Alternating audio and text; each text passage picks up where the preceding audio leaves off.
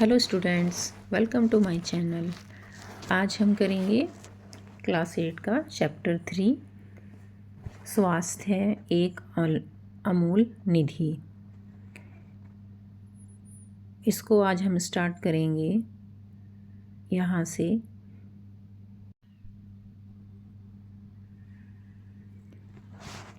Three point 2.1 स्वस्थ जीवन शैली अपनाएं। इससे पहले का पार्ट हम प्रीवियस वीडियो में कर चुके हैं, उसके लिए आप प्रीवियस वीडियो देख सकते हैं। तो देखिए, संतुलित आहार लीजिए जिससे प्रचुर मात्रा में फल, सब्जियां और साबुत अनाज सम्मिलित हों। आपको कैसा लेना है? बैलेंस डाइट लेनी है, संतुलित आहार लेना है जिससे आपको सभी जो मिनरल्स, प्रोटीन, विटामिन हो, सभी चीज़ें मिल चुके।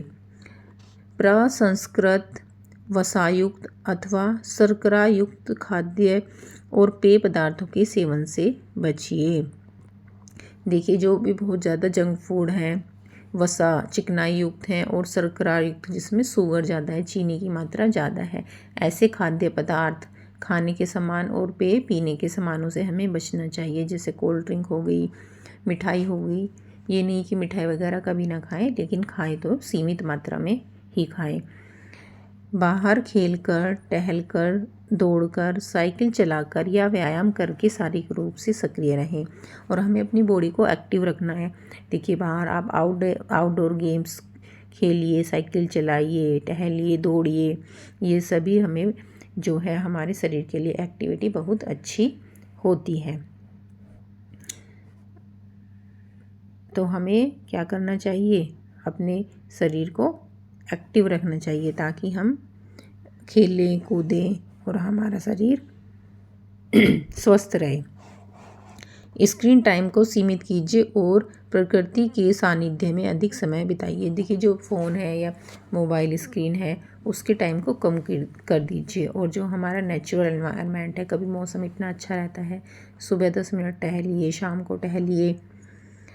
अपने शरीर और मस्तिष्क को विश्राम देने और स्वस्थ रहने के लिए पर्याप्त नींद लीजिए। देखिए, जो हमारा माइंड है, अगर हम लेट सोते हैं और हमारी नींद कम रह जाती है तो वो अच्छे से काम नहीं करता। इसलिए 7 घंटे की नींद जरूर लीजिए। नियमित रूप से योग अथवा सरल श्वास व्यायाम जैसे प्राणायाम कीजिए। और हमें क्या करना चाहिए? डेली क्या करना? योगा और 10-5 मिनट प्राणायाम, कपालभाति, अनुलोम विलोम, इस तरह के जरूर करने चाहिए। हानिकारक पदार्थों जैसे तंबाकू, मद और मादक पदार्थों को ना कहें। हानिकारक पदार्थ क्या होते हैं? जैसे तंबाकू हो, मद और मादक पदार्थ, और जो पीने की चीज़ें होती हैं नशीली, उनको भी नहीं पीना चाहिए। पर्यावरण को स्वच्छ कैसे रखें? अब हमें पढ़ना है कि हम अपने पर्यावरण को कैसे स्वच्छ रख सकते हैं। हम क्रियाकलाप करेंगे हम 3.3। आइए तुलना करें और तुलना करेंगे कि कैसे हम अपने पर्यावरण को स्वच्छ रख सकते हैं। चित्र 3.3 का और 3.3 का देखिए। आप किस खेल के मैदान में खेलना पसंद करेंगे और क्यों? तो देख लेते हैं भाई कौन सा है। 3.3 का हमारा ये वाला है और 3.3 का हमारा ये वाला है। देखिए, यहाँ पे तो कूड़ा करकट वगैरह सब कुछ पड़ा हुआ है ये, और एक है हमारा साफ सुथरा। साफ सुथरा कौन सा है? हमारा ये वाला। तो आप बताइए कि आप में से इनमें से का में खेलना पसंद करेंगे या खा में से खेलना पसंद करेंगे? तो ऑब्वियस सी बात है कि आप जो प्लेग्राउंड का है उसमें खेलना पसंद करेंगे। क्यों? क्योंकि वो अधिक साफ सुथरा है।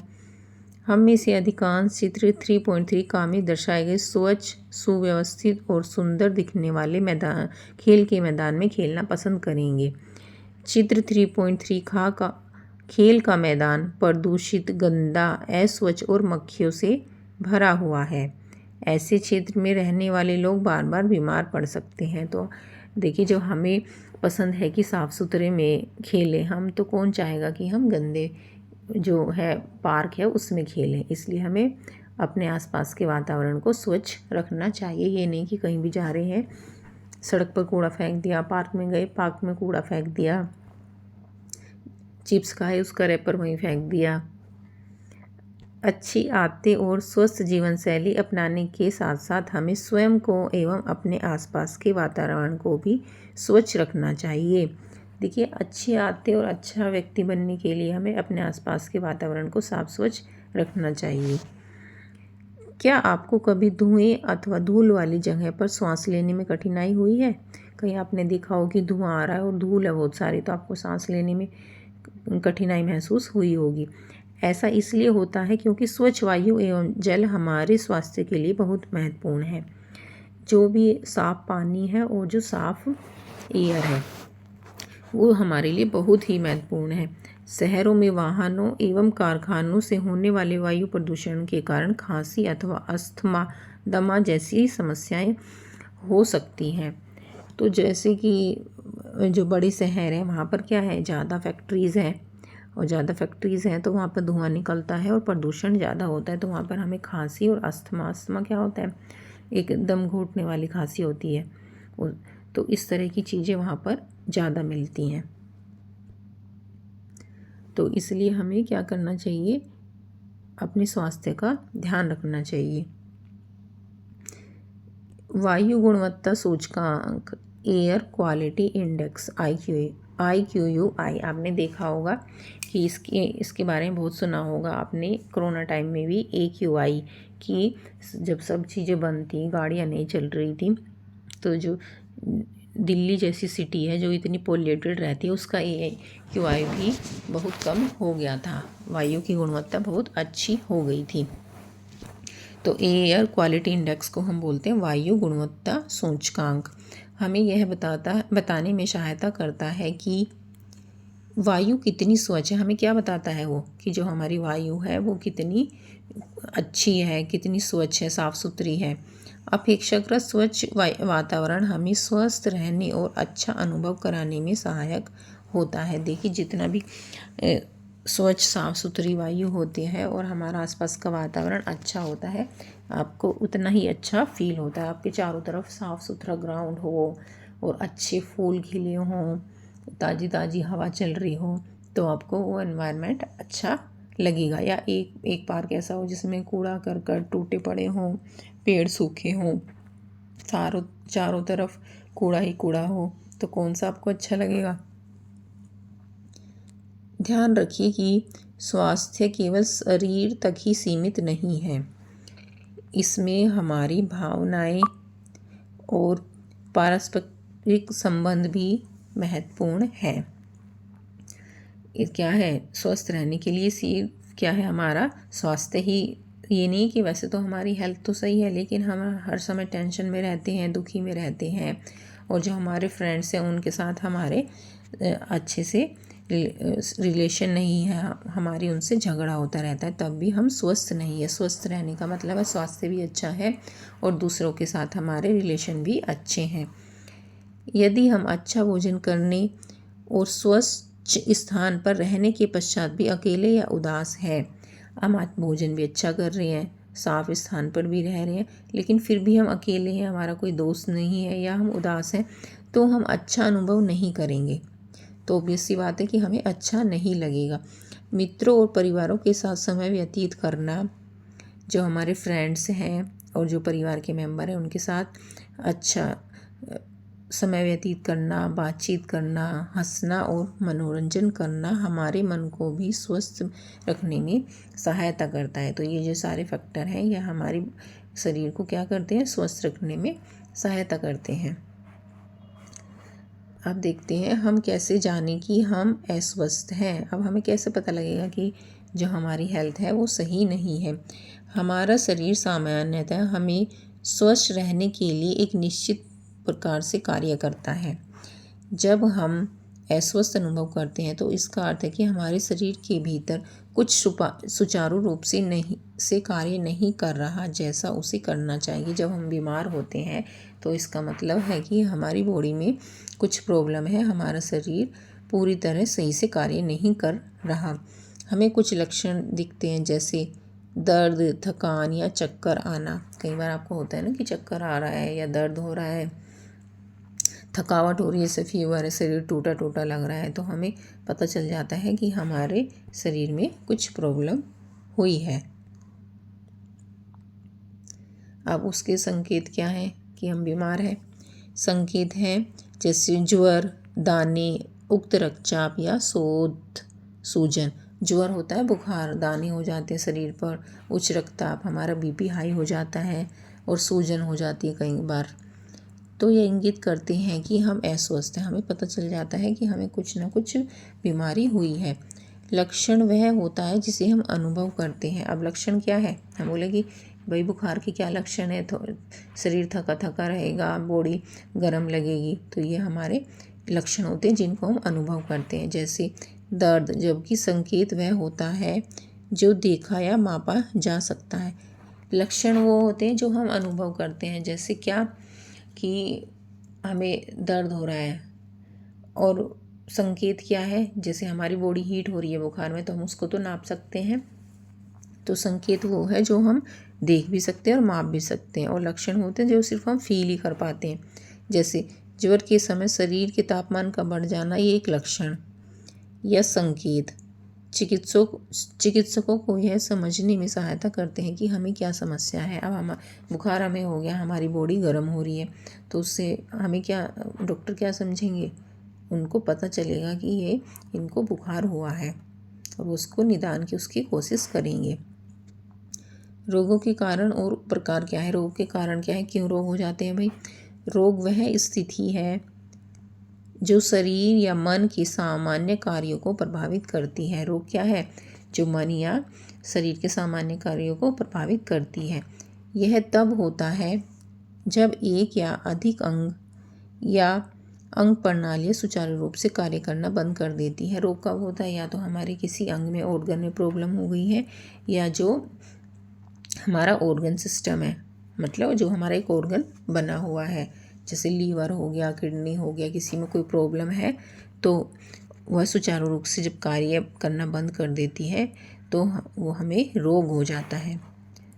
कुछ रोग जीवाणु, विषाणु, कवक, कीट अथवा प्रोटोजोआ, एक कोशीय जीव के कारण होते हैं। देखिए, एक कोश के जीव क्या होते हैं, जीव होते हैं, आपने पहले भी पढ़ा था पिछले चैप्टर में। ये होते हैं माइक्रो ऑर्गेनिज्म। माइक्रो मतलब छोटे छोटे जीव जो हमें आँखों से, नंगी आँखों से नहीं दिखाई देते बिना माइक्रोस्कोप के। तो ऐसे जैसे जीवाणु हो गया, विषाणु हो गया, कवक, कीट, ये सब क्या करते हैं, हमें बीमार कर देते हैं। रोग उत्पन्न करने वाले इन जीवों को रोगजनक रोगाणु कहते हैं।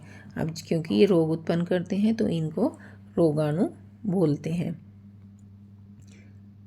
और कुछ रोग ऐसे होते हैं जो कुपोषण अथवा अस्वस्थ जीवन शैली के कारण हो जाते हैं। कुछ तो कुपोषण, या तो हम बैलेंस डाइट नहीं खाते, या हमारे खाना सही नहीं है, तो हमें ऐसे रोग भी हो जाते हैं। कुछ रोग अल्पकालिक होते हैं जबकि अन्य दीर्घकालिक होते हैं। कुछ रोग तो ऐसे होते हैं जो बुखार हुआ हमें 1-2 दिन के लिए और फिर ठीक हो गया, लेकिन कुछ ऐसे कैसे होते हैं कि लंबे समय तक हो जाते हैं, हमें मतलब महीना महीना लग जाता है ठीक होने में। कुछ ऐसे रोग होते हैं और उनमें नियमित चिकित्सा या देखभाल की आवश्यकता होती है। तो उसके लिए हमें, जो लंबे रोग होते हैं दीर्घकालिक, उसके लिए हमें रेगुलर चेकअप करवाने जाना होता है डॉक्टर से, और दवाइयाँ खाते रहना होता है।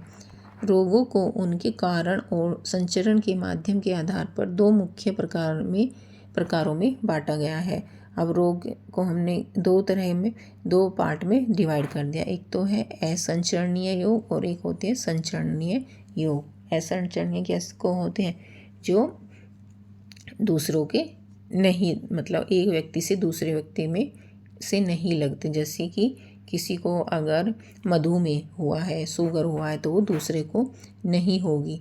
लेकिन कुछ संचरणीय रोग होते हैं जो एक दूसरे से लग जाते हैं, जैसे फ्लू होता है, जैसे आपको सर्दी जुकाम हो गया, आपने कहीं पर छींका और वहाँ पर तो कोई दूसरा व्यक्ति आया या उसका हाथ लग गया तो उसको भी हो जाएगा।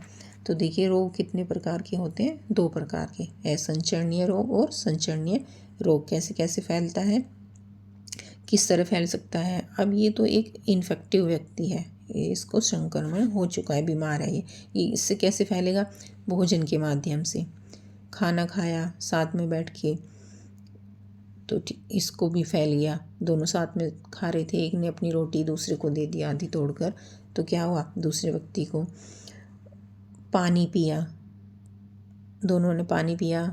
एक ने, जो संक्रमित व्यक्ति है वो दोनों गिलास में पानी लाया, एक दूसरे को दे दिया, तो उस पर उसके जो हाथ लगी थी गिलास पर, उसमें क्या थे, जर्म्स थे, और वो दूसरे के शरीर में प्रवेश कर गए। और वायु से, अब वो दूसरा सांस ले रहा है, वायु से भी जा सकता है। प्रत्यक्ष हाथ में लाया, एक को सर्दी जुकाम हुआ था, फ्लू हुआ था, तो उसके हाथ से दूसरे में लगे, और दूसरे ने जब कुछ भी खाया अपने हाथ से तो उसको हो गया। कि तीसरा क्या होता है, मच्छर अटवा। अब ये मच्छर ने पहले एक संक्रमित व्यक्ति को काटा, फिर उसने एक स्वस्थ व्यक्ति को काट लिया, तो स्वस्थ व्यक्ति को हो गया रेबीज़। अगर डॉग में भी क्या होता है, रेबीज़ होता है। इसलिए कुत्तों से सावधान रहना चाहिए। अगर कुछ भी हल्की सी भी खरोंच लग जाए या कुछ हो जाए तो आपको इंजेक्शन ज़रूर लगवाना चाहिए, क्योंकि पता नहीं लगता कि रेबीज़ कब फैल जाए, इसलिए ये बहुत ज़रूरी है। तो इस तरह क्या संक्रमित व्यक्ति से दूसरे व्यक्ति को भी फैल जाती है ये बीमारी। तो कुछ रोग जैसे कैंसर, कर्क रोग, कैंसर को क्या बोलते हैं, कर्क रोग, मधुमेह, शुगर या अस्थमा, दमा रोगजनकों के कारण नहीं होते। ये एक व्यक्ति से दूसरे व्यक्ति को नहीं फैलते हैं, चाहे आप हाथ मिलाओ, चाहे साथ में खाना खाओ, ये नहीं फैलते। एक व्यक्ति से दूसरे व्यक्ति में नहीं फैलते हैं। ये सामान्यतः जीवन शैली, आहार एवं पर्यावरण से जुड़े होते हैं। ये रोग हमें क्यों होते हैं कि हमारी लाइफ स्टाइल कैसी है, हम एक्सरसाइज करते हैं नहीं करते हैं, तो ये इस चीज़ पर निर्भर करते हैं। लेकिन एक होते हैं संचरणीय रोग। वो कैसे होते हैं, रोगाणुओं के कारण होने वाले रोगों को संक्रामक रोग कहते हैं। जो रोगाणु के कारण होते हैं रोग, उनको संक्रामक रोग कहते हैं। संक्रामक रोग क्या होते हैं, जो एक व्यक्ति से दूसरे में फैलते हैं। ये एक व्यक्ति से दूसरे व्यक्ति में संचरित हो सकते हैं। संचरणीय रोगों के कुछ उदाहरण क्या है, टाइफाइड, आंत ज्वर। तो जो टाइफाइड है वो एक व्यक्ति से दूसरे में फैल सकता है। डेंगू भी फैल जाता है। फ्लू भी, चेचक और कोविड-19 से तो आप भली भांति परिचित होंगे कि जब लॉकडाउन लग गया था और किसी को किसी से मिलने भी नहीं दिया जा रहा था। पिछले कुछ वर्षों में भारत में मधुमेह, हृदय रोग एवं कैंसर जैसे असंचरणीय रोग अधिक सामान्य हो गए हैं। पिछले कुछ वर्षों में हमारे देश में क्या हुआ है, शुगर, हार्ट अटैक, कैंसर, ऐसे असंचरणीय मतलब जो एक व्यक्ति से दूसरे में नहीं फैलते रोग बहुत ज़्यादा हो गए हैं। उसका कारण है लोगों का लाइफ स्टाइल, बैठे रहना, फ़ोन देखते रहना, बॉडी की एक्टिविटी ना होना। इसका कारण लोगों की जीवन शैली में परिवर्तन, जैसे अधिक संस्कृत भोजन ग्रहण करना, क्या जंक फूड खाना, व्यायाम कम करना, जीवन प्रत्याशा का बढ़ना, कि बैठे बैठे ही सोचना कि ये हो जाए वो हो जाए और करना कुछ भी ना पड़े। वर्तमान समय में भारत में अधिकांश मृत्यु असंचरणीय रोगों के कारण होती है। अब क्या हो रहा है, जो ज़्यादा डेथ हो रही है तो किसकी वजह से हो रही है, हार्ट अटैक, शुगर, जो असंचरणीय रोग जो एक से दूसरे में नहीं फैलते, उनसे ज़्यादा मौतें हो रही हैं। इन दोनों प्रकार के रोगों के बीच अंतर को समझने से हमें यह जानने में सहायता मिलती है कि रोग कैसे संचरित होते हैं और उनकी रोकथाम कैसे की जा सकती है। इसलिए इनसे हमें क्या हेल्प मिलती है कि रोग कैसे बढ़ रहे हैं और उनकी रोकथाम उनको कैसे हम रोक सकते हैं। उससे हमें ये हेल्प मिलती है कि हम इनको कैसे